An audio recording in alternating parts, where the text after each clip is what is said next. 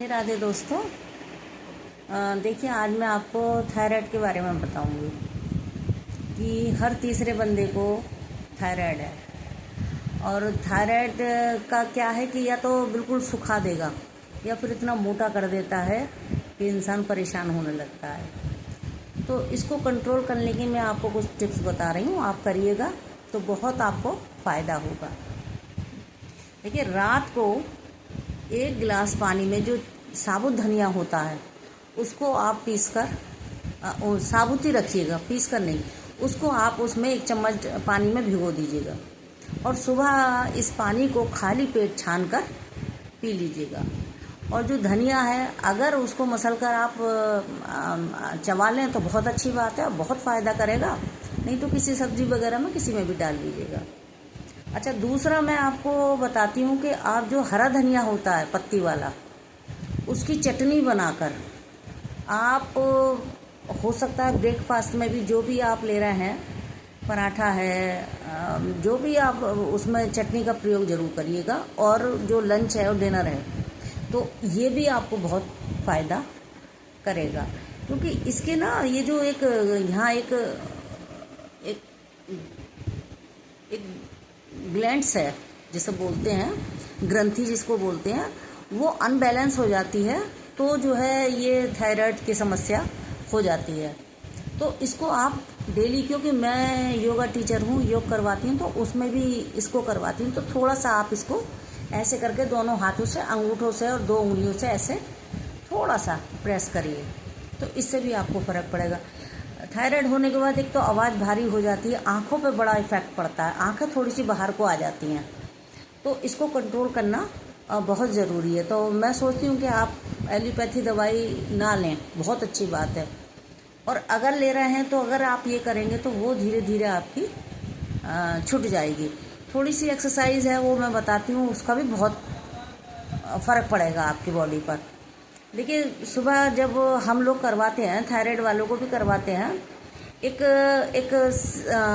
क्या कहते हैं, सिंहासन होता है। उसमें पोजीशन में बैठते हैं, जैसे शेर की पोजीशन में ऐसे बैठकर, और थोड़ी सी जीभ बाहर निकालकर आवाज़ करते हैं, ऐसे करके ऐसे आवाज़ करते हैं। तो इसका बहुत फ़र्क पड़ता है।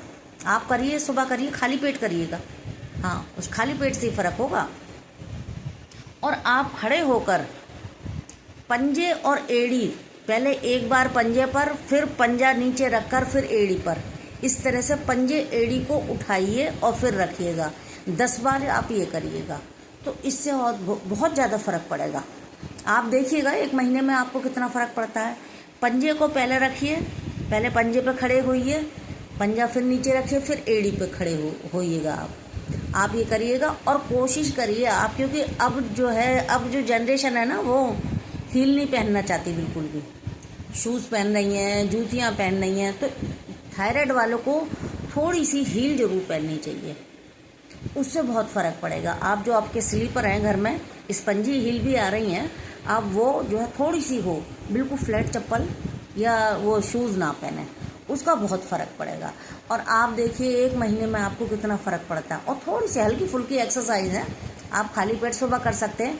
एक पंजों पे खड़े होइए और ऊपर को दोनों हाथ उठाकर, पंजों पे खड़े होकर दोनों शोल्डर ऊपर को करके, दोनों हाथ उठाकर कंधों को ऊपर खींचिए। इसको ताड़ासन बोलते हैं। इसका भी बहुत फ़र्क पड़ता है। तो आप करिएगा, देखिए 1 महीने में कितना फ़र्क पड़ता है। और रेगुलर अगर आप करेंगे तो आपकी शर्त या मेडिसिन ख़त्म हो जाएगी। आपको मेडिसिन लेने की ज़रूरत, लेकिन आपको करना ज़रूर है। जो मैंने धनिया का पानी बताया वो आपको खाली पेट सुबह लेना है। और ये जो एक्सरसाइज जो भी बताई है मैंने आपको, ये आपको करनी खाली पेट ही है, तभी इसका असर होगा।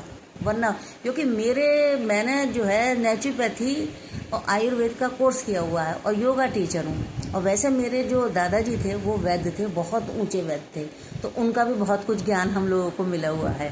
तो इसलिए अच्छा शेयर करती हूँ, जिसको फ़ायदा हो जाए।